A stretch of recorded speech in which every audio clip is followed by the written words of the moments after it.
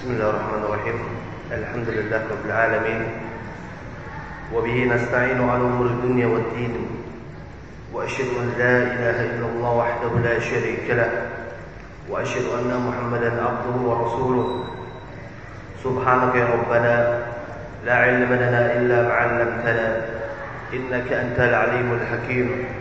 اللهم علمنا ما ينفعنا وانفعنا بما علمتنا، وزدنا علما تنفعنا به يا رب العالمين. اللهم أرنا الحق حقا وارزقنا اتباعه، وأرنا الباطل باطلا وارزقنا اجتنابه. اللهم صل وسلم على نبينا محمد وعلى آله ومن تبعه بإحسان إلى يوم الدين، والحمد لله رب العالمين. Para jamaah yang semoga dirahmati oleh Allah Subhanahu wa taala. Assalamualaikum warahmatullahi wabarakatuh. Alhamdulillah rabbil alamin, kita diberikan kesempatan oleh Allah Subhanahu wa taala untuk bertemu kembali, untuk berjumpa kembali, untuk meneruskan pembahasan kita dalam kitab Tazkiyatun Nufus wa Tarbiyatuha karangan Dr. Ahmad Farid hafizahullah Subhanahu wa taala. Terakhir kita telah membahas mengenai permasalahan masalah ikhlas. Pembahasan masalah ikhlas. Dan kemarin kita juga sudah sedikit membahas mengenai masalah niat. Bab yang kedua, yaitu masalah niat. Kemarin kita baru membahas masalah hakikatun niyah, hakikat dari sebuah niat, baik secara hakikatul lughawiyah, hakikat secara bahasa, secara etimologi, bahwa niat artinya adalah al-qasdu. Niat adalah al-qasdu, adalah sebuah keinginan, sebuah tujuan yang hendak dicapai. Sedangkan menurut istilah syar'i, niat adalah qasdu syai' fil ibadah, tujuan seseorang ketika beribadah pada Allah Subhanahu wa taala, litaqarrubi ila Allah Subhanahu wa taala, untuk mendekatkan dirinya kepada Allah. Jadi niat adalah tujuan dia ketika melakukan sesuatu, dan semua tersebut untuk mendekatkan dirinya kepada Allah Subhanahu wa taala. Itu hakikat dari makna dari niat itu sendiri. Sedangkan menurut mu'allif di sini yang maksud niat adalah laisat qaulil qa'il bilisanihi nawaitu. Bukannya seorang jika dia berniat kemudian dia mengucapkan kalimat nawaitu, tidak. Jadi niat bukan seorang dikatakan berniat ketika dia mengucapkan nawaitu, tidak. Karena niat adalah bagian dari amalan hati. Kemarin kita sudah membahas niat adalah bagian dari amalan hati, bukan amalannya lisan, bukan pekerjaannya lisan. Seperti halnya ketika seseorang berjalan. Orang berjalan kira-kira pakai apa kira-kira? Pakai kaki atau pakai tangan atau pakai perut? Jika manusia, jelas manusia berjalan dengan kakinya. Jika kemudian ada seorang memiliki kaki yang sehat, kemudian dia berjalan dengan tangannya, tentunya hal tersebut adalah sesuatu yang menyelisih dari akal sehat. Ya tidak, pastinya. Jika ada seorang sehat kemudian berjalan dengan tangannya, kakinya sehat, tidak ada permasalahan sedikit pun dengan kakinya, lalu dia berjalan dengan tangannya, tentunya orang tersebut menyelisih akal sehat. Begitu juga sebuah niat. Niat adalah amalan hati. Barang siapa yang memindahkannya ke lisannya, ke bibirnya, ke mulutnya dengan mengucapkan nawaitu, maka sungguhnya dia telah menyelisih dari akal sehat dan berbuat sebuah kezaliman, karena meletakkan sesuatu bukan pada tempatnya. Kemudian muallif mengatakan bal huwa imbi'atsul qalbi yajri majral futuhi min Allah. Akan tetapi dia adalah sebuah imbi'atsul qalb, sebuah dorongan hati, sebuah dorongan jiwa, yajri majral futuhi min Allah, yang dia dorongan tersebut seiring dengan taufik yang telah Allah turunkan padanya, seiring dengan pembukaan al-futuh dari Allah Subhanahu wa taala. Jadi itu hakikat dari niat. Letaknya bukan di lisan, akan tapi niat adalah di hati. Dan dalam pertemuan sebelumnya kita telah membahas mengenai beberapa masalah. Tentunya dalam kacamata madhabnya Muhammad bin Ismail Asy-Syafi'i atau Imam Syafi'i. Bagaimana Imam Syafi'i kemudian menjelaskan dalam masalah berkaitan dengan masalah niat. Dan itulah niat.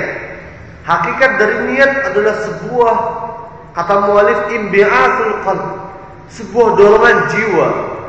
Yang dorongan tadi berasal dari taufik minallah subhanahu wa ta'ala, taufik dari Allah subhanahu wa ta'ala.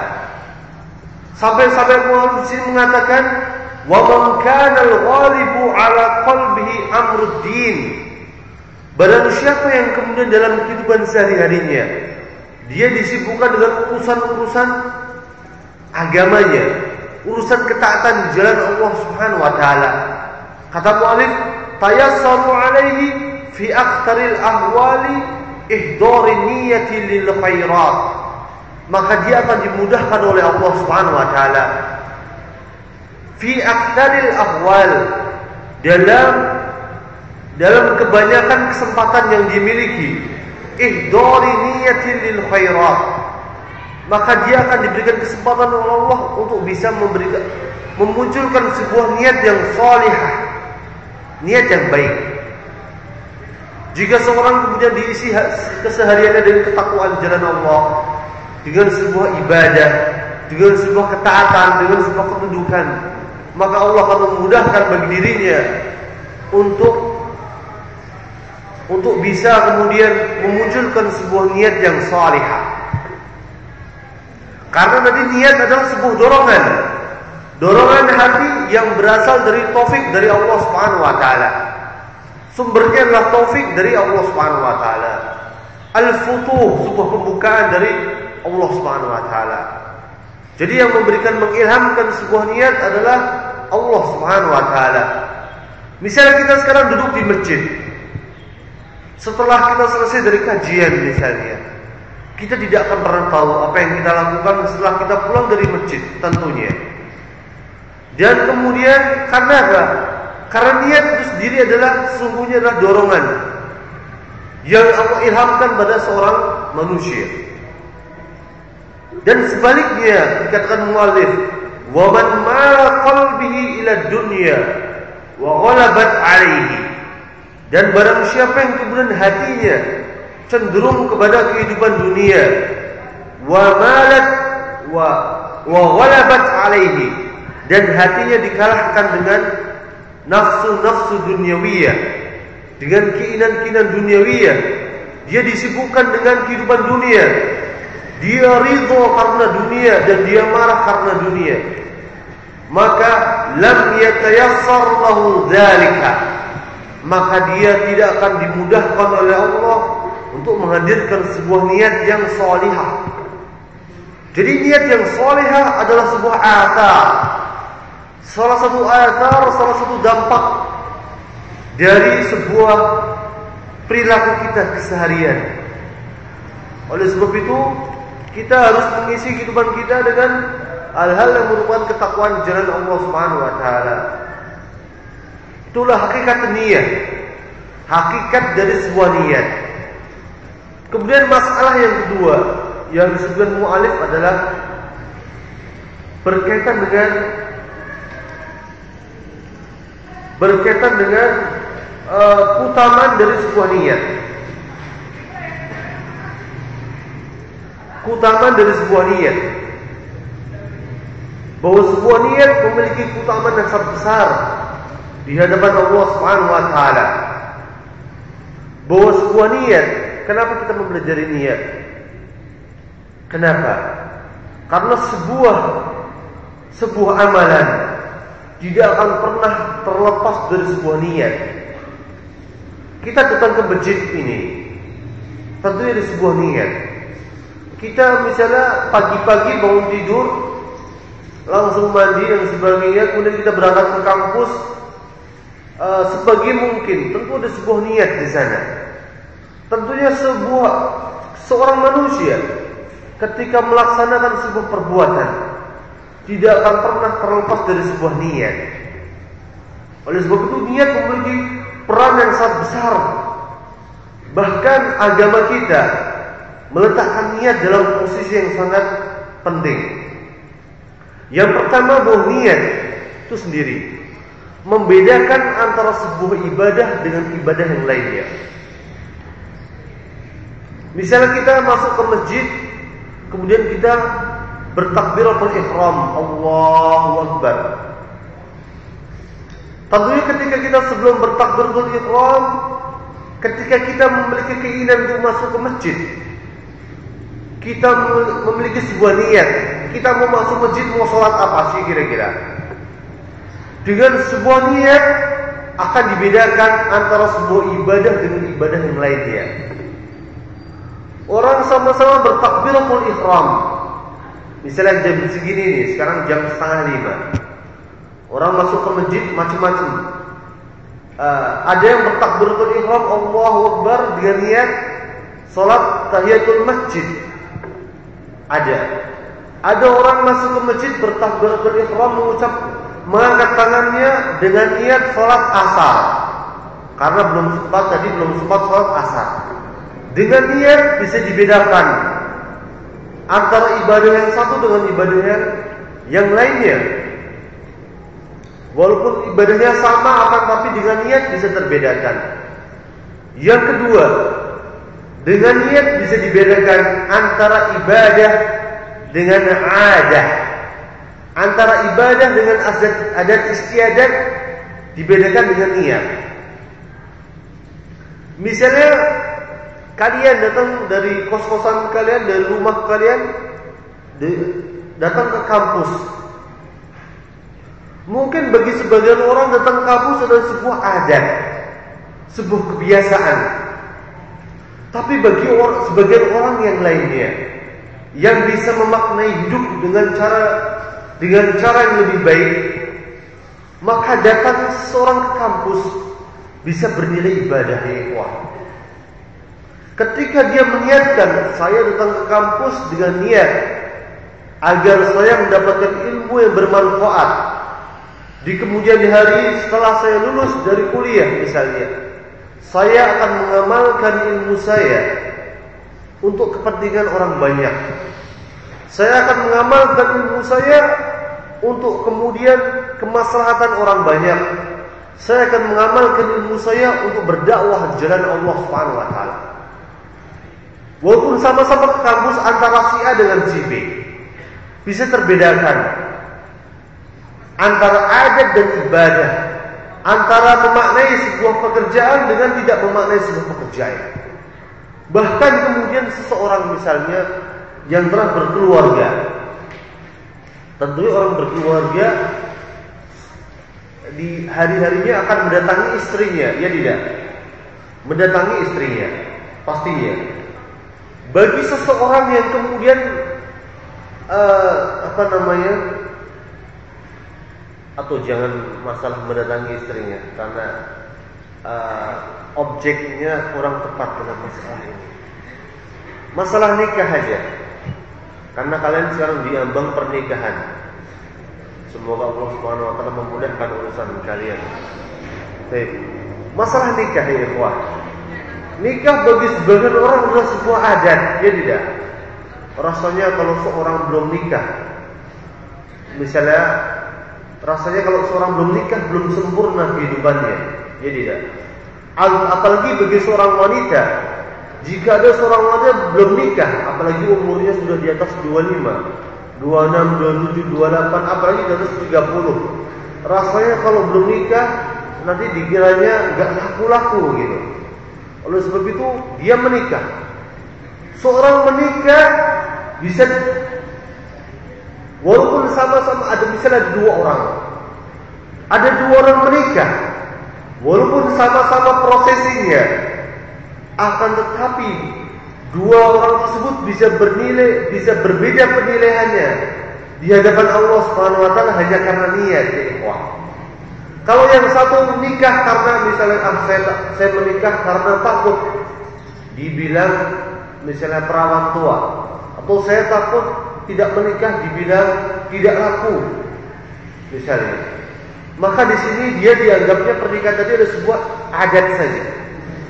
bukan sebagai ibadah. Berbeda dengan orang yang kemudian menikah karena ibadah, atas dasar ibadah. Saya menikah karena misalnya ingin menyempurnakan setengah dari agama saya. Saya menikah karena kemudian ingin menjaga diri saya dari hal-hal yang diharamkan oleh Allah Subhanahu wa taala. Maka di sini pernikahannya bisa bernilai ibadah. Itu yang kedua. Sebuah niat bisa membedakan antara dua buah amalan. Apakah amalan tadi nilai ibadah atau hanya sebagai adah, sebagai adat saja, kebiasaan sehari-hari saja yang tidak bernilai ibadah sama sekali. Yang ketiga, dengan niat bisa dibedakan antara seseorang yang berbuat ikhlas dengan orang yang berbuat tidak ikhlas. Misalnya ada orang si A, ada orang pengemis datang, si A ngasih 5.000. Kenapa? Karena ingin dilihat oleh teman-temannya, ingin dianggap bahwa dia adalah seorang yang dermawan. Si B kemudian ngasih 1.000. Kenapa? Karena Allah Subhanahu wa taala. Karena benar-benar ingin menolong orang tadi. Kira-kira berbeda enggak antara si A dengan si B? Jelas berbeda. Kita tidak berbicara masalah perbedaan dalam masalah nominal yang dia berikan. Si A walaupun ngasih 5.000 akan tapi tidak ikhlas. Dan si B walaupun ngasih 1.000 saja tapi dia ikhlas, tentunya yang bernilai di hadapan Allah adalah si B tadi. Walaupun kecil tapi dia ikhlas. Tapi dia memiliki niat yang baik ketika beramal, ketika memberikan sedekah pada sesamanya. Jadi yang ketiga ini, bahwa niat membedakan sebuah amalan. Apakah amalan tadi didasari atas sebuah keikhlasan atau didasari atas sebuah ketidakikhlasan. Itu yang keempat, yang terakhir dari sekian banyak keutamaan dari posisi keutamaan dari niat adalah sebuah niat menentukan sebuah pelipat gandaan, sebuah niat menentukan pelipat gandaan sebuah pahala. Seorang kemudian memberikan sebuah sedekah pada orang lain, bantuan pada orang lain dengan keikhlasan yang seikhlas-ikhlasnya, dengan orang yang memberikan sebuah bantuan dengan setengah hati, tentunya memiliki kadar yang berbeda di hadapan Allah Subhanahu wa taala. Dan itulah sebuah niat, keutamaan sebuah niat. Dalilnya jelas dalam sebuah hadis yang tentunya sudah tidak asing di telinga kita. Hadis Umar bin Khattab ketika Rasulullah SAW mengucapkan, "Innamal a'malu binniyat wa innamal likulli imri'in ma nawa. Faman kanat hijratuhu ila Allah wa rasulihi fahijratuhu ila Allah wa rasulihi. Wa man kanat hijratuhu ila dunya yusibuha aw imra'atin yankihuha fahijratuhu ila ma hajara ilaihi." Dalam hadis ini ada dua penggalan penting ya ikhwah. Penggalan yang pertama adalah ketika Rasulullah mengucapkan innamal a'malu binniyat. Sebuah amalan tergantung dari niatnya. Dalam sebuah riwayat diucapkan binniyah dengan sighah tunggal, dengan sighah mufrad. Dalam riwayat yang lain dengan sighah binniyat, dengan sighah jamak, plural. Maksudnya gimana? Para ulama mengatakan ketika dengan sighah tunggal, innamal a'malu binniyah, menunjukkan bahwa niat. Kenapa dengan tunggal? Bahwa niat bersumber dari hati. Dan hati seorang hanya satu. Hati orang itu satu atau dua kira-kira?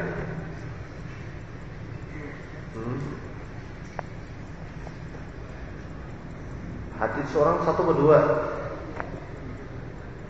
Satu, sebelum terbelah dia menjadi satu. Sebelum terputus hatinya dia satu, tapi setelah terbelah jelas dua. Kita berbicara sebelum terbelah. Hati sebelum terbelah ada satu. Oleh sebab itu dikatakan innamal a'malu binniyat. Tapi ketika disebutkan dalam sikoh jamak binniyat, kenapa binniyat? Apakah dengan sudut pandang bahwa hati manusia bisa terbelah-belah? Tidak. Dengan binniyat, dengan sikoh jamak, karena niat tadi bisa menghasilkan sebuah karena amalan manusia banyak sekali.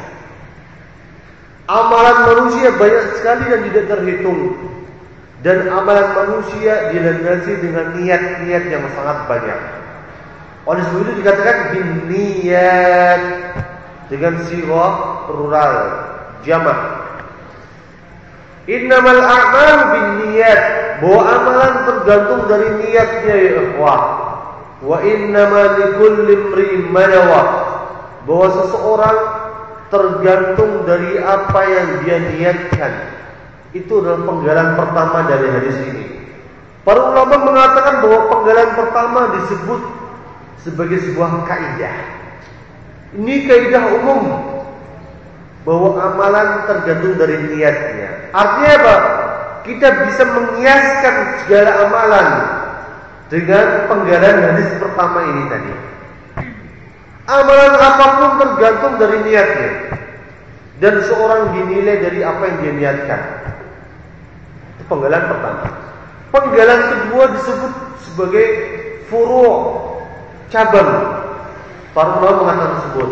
Katanya, "Faman kanat hijratuhu ila Allah wa rasulih, fa hijratuhu ila Allah wa rasulih." Barang siapa yang hijrahnya karena Allah dan Rasulnya, maka dihitung hijrah tadi sebagai sebuah ibadah. Dihitung hijrahnya sebagai karena Allah dan Rasulnya. Wa man kanat hijratuhu ila dunya yusibuha.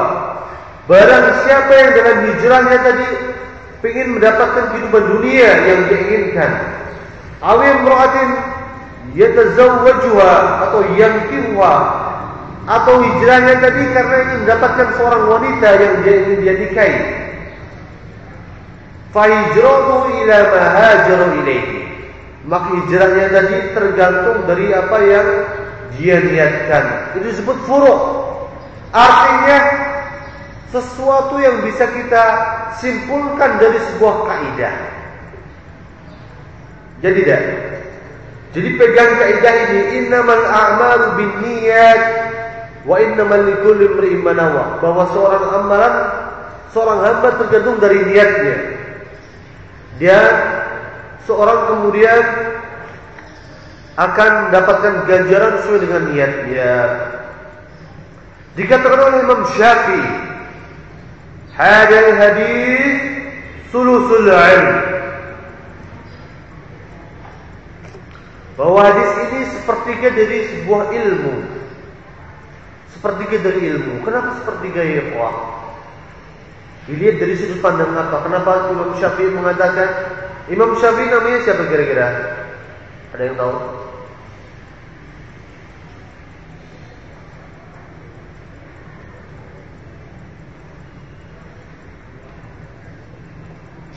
Imam Syafi'i namanya adalah Muhammad bin Idris Asy-Syafi'i. Kunyahnya Abu Abdullah. Dilahirkan di Gaza dan beliau meninggal tahun 204 Hijriyah. Hadal hadis sulusul ilm, bahwa hadis innamal a'malu binniyat adalah sepertiga dari ilmu. Kenapa sepertiga dari ilmu? Atau dalam perkataan yang lain Imam Syafi'i mengatakan bahwa dalam hadis ini terdapat 70 cabang dari ilmu. Jadi luar biasa dari hadis ini. Hadis yang sangat besar. Di sini disebutkan hadal hadis sulusul ilm. Hadis ini sepertiga dari ilmu. Kenapa kira-kira? Jawabannya adalah seperti yang dikatakan oleh Imam Al-Baihaqi,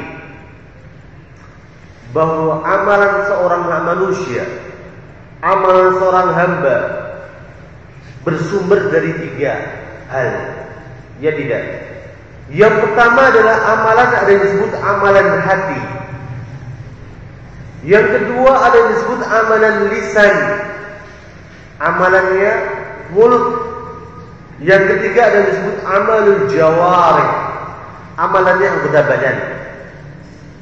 Amalannya hati bagaimana niat, ar-raja, al-khauf, al-khasyah, al-inabah dan sebagainya. Amalan lisan, amalan mulut sebagaimana kita mengucapkan istighfar, kita membaca doa, kita meminta kepada Allah Subhanahu wa taala. Amalan jawarih, amalan anggota badan kita seperti salat, haji, sedekah dan sebagainya. Itulah amalan. Dan amalan itu ada tiga. Di sini dikatakan wa hadzal hadis usul ilm. Hadis ini sepertiga dari ilmu. Kenapa? Karena hadis ini membahas mengenai amalannya hati. Barang siapa yang telah paham mengenai amalan hati, maka dia telah memahami sepertiga dari sebuah ilmu. Kata Imam Al-Baihaqi yang meninggal tahun 458 Hijriah. Baik.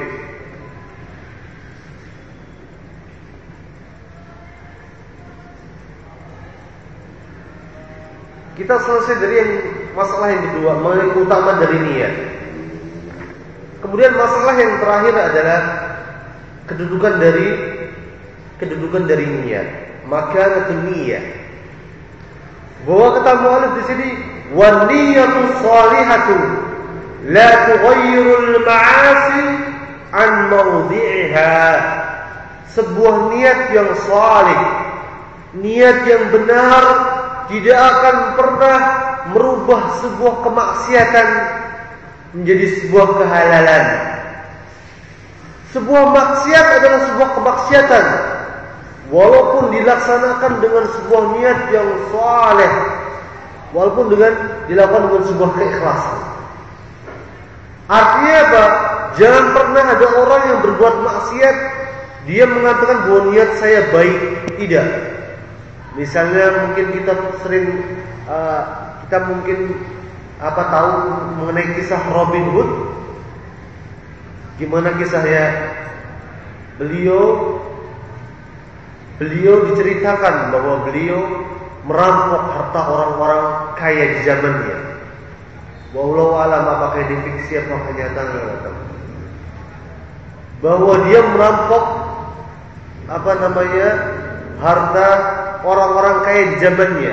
Dengan tujuan apa? Dengan tujuan baik, untuk dibagikan pada orang-orang miskin yang ada di zamannya. Merampok adalah sebuah kemaksiatan. Walaupun dilaksanakan dengan niat yang baik, tidak akan pernah merubah hakikat dari kemaksiatan tersebut. Misalnya yang pernah saya contohkan, misalnya ada seseorang wanita, pernah saya contohkan seorang wanita hamil di luar nikah, wa'iyadzubillah. Lalu ada seseorang pria yang bertindak sebagai pahlawan kesiangan. Wanita tadi dihamili oleh seseorang. Orang yang menghamilinya kabur entah kemana. Dan wanita tadi gundah gulana, bingung bagaimana dia akan menghadapi cibiran dari orang lain. Di tengah kebingungan tadi datang seorang pria yang bertindak sebagai pahlawan kesiangan dengan mengatakan, saya rela dan ikhlas untuk menikahi Anda. Saya ingin menolong engkau, menolong dirimu, ingin menolong Anda. Di sini dia walaupun memiliki niat yang baik, niat yang saleh, akan tetapi ketika niat tadi berjalan di atas sebuah kemaksiatan. Karena dalam Islam tidak boleh seorang yang hamil untuk dinikahi. Dia seorang menikahi seseorang yang hamil, maka dia berbuat kemaksiatan. Maka di sini tidak pernah berubah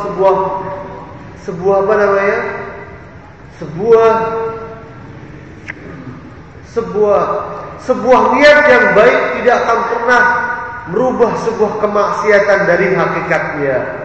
Maka di sini dikatakan wa niyatu shalihah la tughayyirul ma'asi an mawdi'iha. Sebuah niat yang baik tidak akan pernah merubah sebuah kemaksiatan dari tempatnya.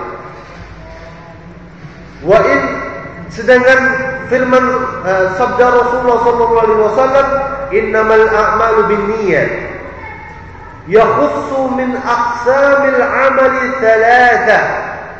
Hadis innamal a'malu binniyat, sesungguhnya amalan tergantung dari niatnya, hanya mencakup dari 3 amalan saja. Yang pertama adalah amalan yang sifatnya taat, amalan ketaatan. Jadi kalau ada seorang beramal yang ketaatan, maka hadis innamal a'malu binniyat masuk dalam hadis ini. Bab ini, bab ketaatan. Seorang dia menjalankan ketaatan jalan Allah atas dasar niat apa? Yang kedua, hadis innamal a'malu binniyat masuk dalam amalan yang sifatnya wal mubahat. Amalan-amalan yang sifatnya mubah, yang sifatnya boleh-boleh saja. Misalnya ada orang makan itu kira-kira ketaatan atau diharamkan oleh Allah, sesuatu yang mubah. Seorang minum, kira-kira sebuah ketaatan atau sebuah sesuatu yang mubah. Seorang kemudian berangkat ke kampusnya dengan mengendari sepeda motor. Kira-kira ketika dia memilih untuk naik sepeda motor dibandingkan berjalan kaki, itu sebuah ketaatan atau sesuatu yang mubah.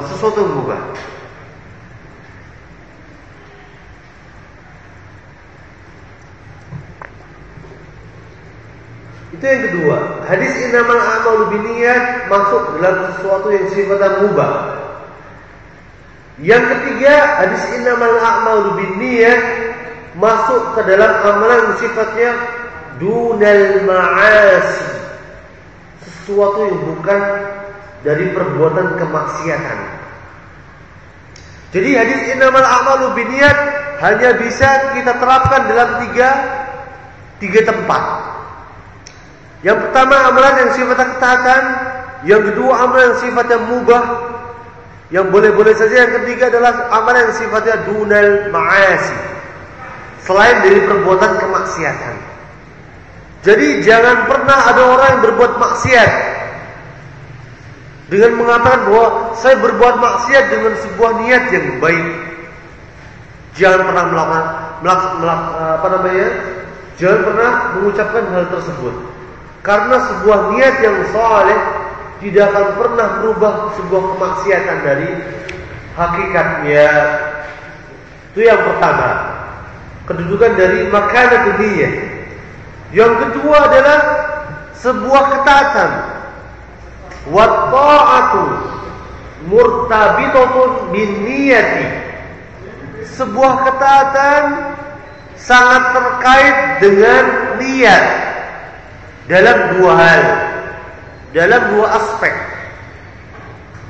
Yang pertama adalah sebuah ketaatan terkait dengan niat dalam fi asli sihatit ta'at atau fi asli sihatil amal, di dalam aslu siha, sebuah diterima atau tidaknya sebuah amalan. Jadi amalan ketaatan diterima atau tidaknya tergantung dari niatnya. Dia jika dilaksanakan dengan ikhlas, maka Allah akan menerimanya. Tapi jika dilaksanakan dengan sebuah riya, maka Allah tidak akan menerimanya. Itu yang pertama. Sebuah ketaatan terkait dengan niat fi asli sihah. Jadi diterima atau tidaknya sebuah amalan tergantung dari niatnya. Yang kedua, sebuah ketaatan terkait dengan niat fi tad'ifi fadli, terkait dengan dilipat gandakannya sebuah amalan. Jadi seseorang ketika menjadikan sebuah ketaatan jalan Allah, dia ketaatannya bisa dilipat gandakan pahalanya oleh Allah Subhanahu wa taala karena niatnya tadi.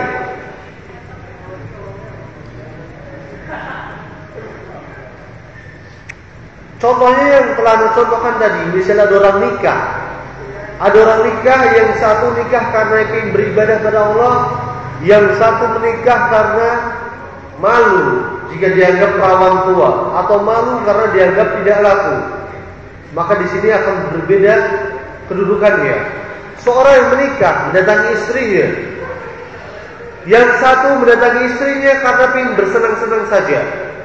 Yang satu mendatangi istrinya, yang satu lagi mendatangi istrinya karena ingin mendapatkan pahala dari Allah Subhanahu wa taala. Tentunya berbeda di hadapan Allah Subhanahu wa taala. Dan itu adalah 3 masalah penting berkaitan dengan masalah niat yang disebutkan oleh muallif hafizahullah taala. Sebetulnya Nabi melanjutkan pada pembahasan mengenai fadlun niyah, utama dari niat yang dilandaskan dari perkataan para ulama, akan tetapi karena terbatasnya waktu dan ada sebuah angket yang harus kalian isi, dan insyaallah Allah juga akan memberikan sebuah kuis. Bagi yang menjawab dengan benar, maka ada sebuah hadiah menarik yang bisa kalian peroleh yang telah disiapkan oleh panitia. Maka untuk pembahasan pada hari ini insyaallah akan kita cukupkan sekian, dan insyaallah akan kita lanjutkan pembahasan kita mengenai fadlun niyah dalam pertemuan minggu depan, hari Selasa, di tempat dan jam yang sama, ba'dal asr insyaallah bi'idznillah subhanahu wa ta'ala. Assalamualaikum warahmatullahi wabarakatuh.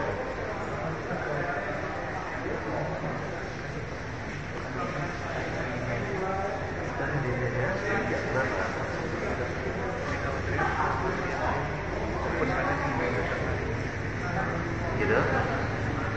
Satu ya.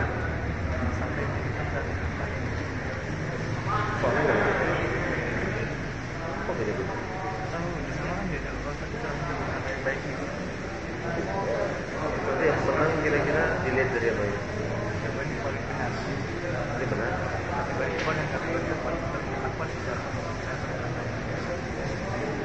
Kalau nggak cantum namanya gimana? Apa sudah ada menurun bisa enggak? Anak sih soalnya hari ini saja.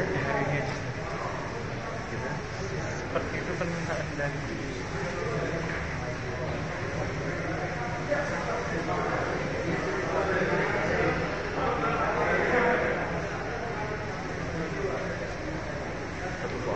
Ustaz, materi dari hari ini aja. Baik, untuk kuis yang kalian harus jawab pada hari ini adalah, tolong jawab dengan sebaik mungkin, karena Anda akan memilih dari jawaban tersebut yang terbaik, dan insyaallah akan ada hadiahnya. Pertanyaannya adalah, tulislah 4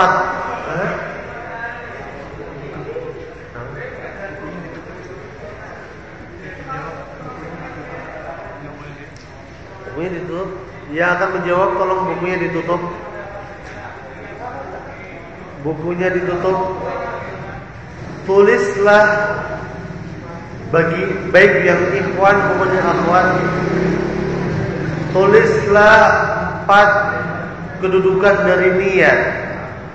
Tadi Anda telah menyebutkan 4 kedudukan dari niat.